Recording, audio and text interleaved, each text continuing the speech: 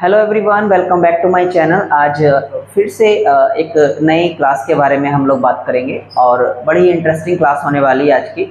Video के and तक बने रहिए और वीडियो अगर पसंद आ रहे हैं आपको, प्लीज़ चैनल को ज़रूर सब्सक्राइब कर लीजिए ताकि आने वाली वीडियोस की नोटिफिकेशंस आपको टाइम टू टाइम मिलती रहे। और लाइक ज़रूर करना यदि वीडियो आपको पसंद आता है तो।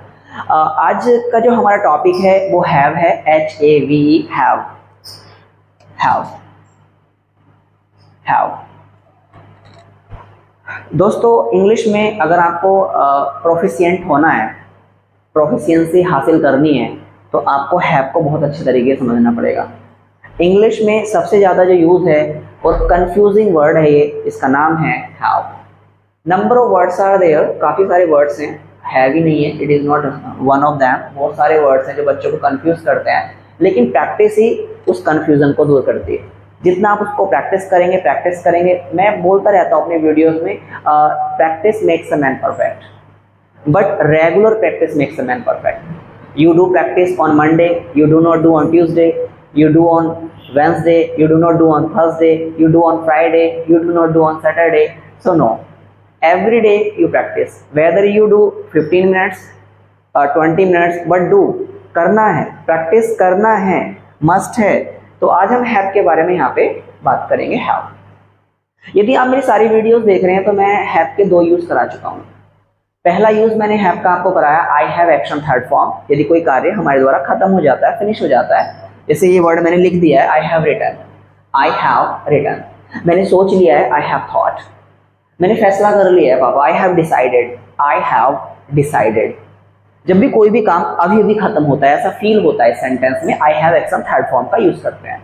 अभी मैंने क्लियर नहीं किया, इसकी बात हम पास्ट में भी कर सकते हैं। पास्ट में किस तरह से बोलते हैं हैज और हैव को, मतलब बचपन तक की बात कर सकते हैं आप हैज हैव से, लेकिन फिलहाल आपको यूज करना है कि काम अभी अभी खत्म हुआ है, I have action third form. दूसरा जो इसका मैंने आपको यूज बताया है, शुड हैव, मस्ट हैव के साथ में पेयर वर्ड्स। जब किसी को हम एडवाइस देते हैं, आपको जाना चाहिए था, यू शुड हैव गॉन।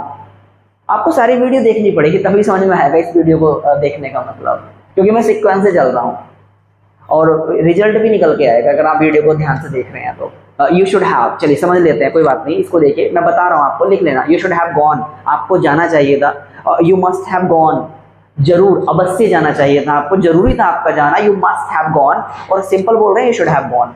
तो दूसरा तरीका मैंने आपको बताया था, शुड हैव और मस्ट हैव के तरीके से। जब भी हम किसी को एडवाइस देते हैं तो उसमें पेयर वर्ड में हमने शुड के साथ में हैव रखा था। जब किसी को हम एडवाइस दे रहे हैं पास्ट में, आपको ये कार्य करना चाहिए था, आपको इंग्लिश बोलनी चाहिए थी, you should have spoken English, you must have, जरूर के लिए you must have spoken English.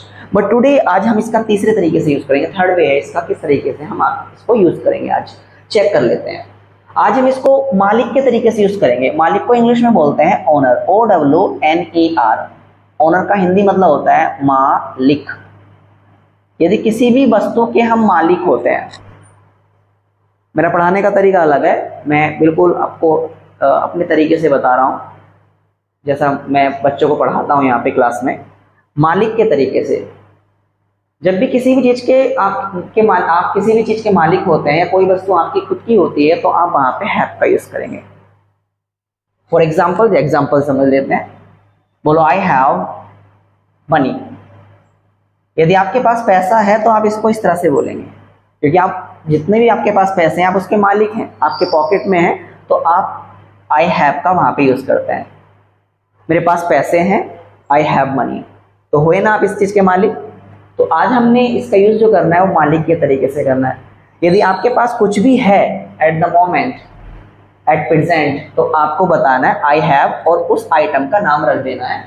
कुछ भी यहाँ पे, ये कुछ भी रिलेशन है, मम्मी पापा कुछ भी रख सकते हैं यहाँ पे, ये नहीं कि आइटम ही रखना, पर्सन भी रख सकते हैं। मेरे पास दोस्त है, I have a friend, I have a friend, इस तरह से। मेरे पास मोबाइल है, आई हैव अ मोबाइल। मेरे पास कार है, आई हैव अ कार। मेरे पास टाइम है, बस रख दीजिए I have time, I have time. थोड़ा सा ध्यान रखना, यहाँ पे ए का साउंड आता है यहाँ पे। मेरे पास एक कार है, I have a car, I have a car, ठीक है। जिनको हम गिन लेते हैं 1 2 3 4 5 6 7 8, तो उससे पहले हम आ लगा देते हैं, अ कार, अ बाइक, ठीक है। लेकिन उस जिनको हम काउंट नहीं कर सकते, अनकाउंटेबल लिस्ट में होते हैं, तो उनसे पहले हम कुछ नहीं लगाना, आपको कोई आर्टिकल यूज नहीं करना, बस आई हैव मनी। मेरे पास टाइम है तो आप ऐसे ही बोलेंगे आई हैव टाइम। अच्छा, मुझे नॉलेज है तो ये ऐसे नहीं बताएंगे आई हैव अ नॉलेज, कुछ बच्चे गड़बड़ कर देते हैं, I have a knowledge, no, I have knowledge, बस KNOWLEDGE, इस तरह से आई हैव नॉलेज। तो समझ में आ रहा है, जो कुछ भी आपके पास है आप यहाँ पे सर्कल में रख सकते हैं कि मेरे पास कार है, मेरे पास बुलेट है, मेरे पास स्कूटी है, आई हैव आई स्कूटी। अगर काउंट में आ रहा है तो आ लगाइए, अदरवाइज सिंपल ऐसे बोलिए। और मैंने जैसे बताया था कि जब भी हम किसे मालूम करते हैं, पूछते हैं, डायरेक्ट मालूम करते हैं, डायरेक्ट बोलते हैं या मालूम करते हैं, तो उसमें डू डज का यूज़ करते हैं। ये क्योंकि हमारी जो क्लास है मैंने आपको बताया था कि सबसे ज़्यादा यूज़ इंग्लिश में डू डज का होता है। यदि आपने डू डज अच्छे से याद कर लिया, रट लिया, तो आपको इंग्लिश में कोई परेशानी नहीं होएगी, ध्यान रखना मेरी बात को। तो सबसे पहले आई हैव मनी ले लेते हैं, मेरे पास पैसे हैं, आई हैव मनी, तो मालूम करेंगे क्योंकि हमें पता ही नहीं होता कि सामने वाले के पास पैसे हैं या नहीं है। जैसे हम इस तरह से डायरेक्ट नहीं बोल सकते यू हैव मनी, अगर पता है उनके पास पैसे हैं तो बोल दीजिए यू हैव मनी, आपके पास पैसे हैं। लेकिन अगर मालूम नहीं है तो फिर आपको डू लगाना पड़ेगा, पूछना पड़ेगा आपके पास पैसे हैं क्या, do you have money, do you have money, do you have money, reply हाँ में, आई हैव मनी। मना करेंगे आई डोंट हैव मनी, इस तरह से मेरे पास पैसे नहीं है, आई don't have money, I don't have money. Ma'am के बारे में पूछेंगे मैम के पास पैसे हैं क्या, तो मैम के लिए आप यहाँ पे डज का यूज करेंगे, डज शी हैव मनी, इस तरह से, does she have money, yes ma'am के पास पैसे हैं, बहुत पैसा है मैम के पास, शी हैज, ये SEIS फॉर्म होता है हैव का, तो यहाँ पे ध्यान रखना है, she has money, she has money, ma'am के पास पैसा है, she has money, MONEY। But sir के पास नहीं है, बट तो यहाँ मना कर सकते हैं, he does not का कॉन्ट्रैक्शन doesn't have money, इस तरह से आपको यूज करना है। ये छोटी सी क्लास है, बताइए, मुझे लगता है आपको समझ में आ गया होगा। छोटे छोटे टिप्स हैं, छोटे छोटे ट्रिक्स हैं, जोड़ते रहिए, ऐड करते रहिए अपने इंग्लिश में और स्टार्ट कर दीजिए प्रैक्टिस। बताइए कहाँ आपको समझ में नहीं आया, यदि समझ में नहीं आया तो मेरे को बताया करें आप कमेंट करके कि सर ये बात समझ में नहीं आई। तो यहाँ पे ध्यान रखना है, आपको जो चेंज करना है सिर्फ और सिर्फ ये पोर्शन चेंज करना है, ये लाइफ टाइम आपका एज यूजुअल ही रहने वाला है, सेम ही रहने वाला है, इसमें कोई भी परिवर्तन नहीं होगा। जैसे मैंने कहा आई हैव, कुछ भी यहाँ पे लगाया, फॉर एग्जाम्पल मैंने कहा कि मेरे पास एक मार्कर है, I have a marker, I have a marker. मालूम करेंगे do you have a marker, no आपके पास नहीं होगा इस समय, I don't have a marker. Ma'am के बारे में पूछेंगे मैम के पास है क्या, does she have a marker, yes उनके पास है, she has a marker, but sir के पास नहीं है, he does not have a marker. Pen रख लीजिए, मेरे पास एक पेन है, पेन को भी गिन सकते हैं 1 2 3, तो बोलो आई हैव अ पेन, मेरे पास एक पेन है, आई हैव अ पेन। मालूम कर लीजिए do you have a pen, no मेरे पास नहीं है, I am sorry, I don't have a pen. मेरे पास टाइम है, आई हैव टाइम, टाइम से पहले कोई भी आर्टिकल का यूज नहीं करेंगे, बस आई हैव टाइम। हाँ, अगर आप बताने से कि मेरे पास 2 घंटे हैं तो आप 2 लगाइए, 3 लगाइए, 4 लगाइए, या 1 ही घंटा है तो 1 घंटे को आप बोल सकते हैं an hour, an hour. Sir मेरे पास 1 ही घंटा है, I have an hour, I have an hour. या मेरे पास 1 ही महीना है, यहाँ पे एन क्यों लग रहा है आपको ये आर्टिकल वाली क्लास में मैं आपको बताऊंगा, एक सेपरेट वीडियो लेक्चर बनाऊंगा आर्टिकल पे, तो आपको क्लियर हो जाएगा कि ए का यूज़, एन का यूज़ और दा का यूज़ कहाँ पे करते हैं।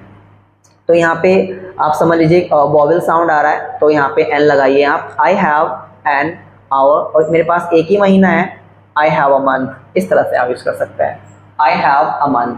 आपके पास मम्मी है, आई हैव मम्मी, पापा है, आई हैव फादर, कुछ भी लगाइए, भाई है, I have brother, I have sister, बताइए दूसरों को इंग्लिश में बोल बोल के, आई हैव सिस्टर। फ्रेंड है, आई हैव फ्रेंड, गर्लफ्रेंड है, आई हैव, सॉरी बता सकते हैं आई हैव गर्लफ्रेंड। मालूम भी कर सकते हैं अपने दोस्त से डू यू हैव गर्लफ्रेंड, नहीं है यार, आई डोंट हैव गर्लफ्रेंड। तो इस तरह से आप लोग इन सेंटेंस को यूज करेंगे। डू डज में ये पहला पार्ट है प्रेजेंट, फर्स्ट पार्ट है हैव का यूज प्रेजेंट में किस तरह से करते हैं। वेट फॉर सेकेंड पार्ट, बहुत जल्द सेकेंड पार्ट आपको मिल जाएगा, किस तरह से पास्ट में इसका यूज करते हैं। यदि वीडियो आपको यूजफुल लगी हो तो वीडियो को प्लीज़ अपने दोस्तों में शेयर करें और वीडियो को लाइक जरूर कर दिया करें, ताकि को लाइक करने के बाद थोड़ा शेयर जरूर कर दिया करें। Thank you so much.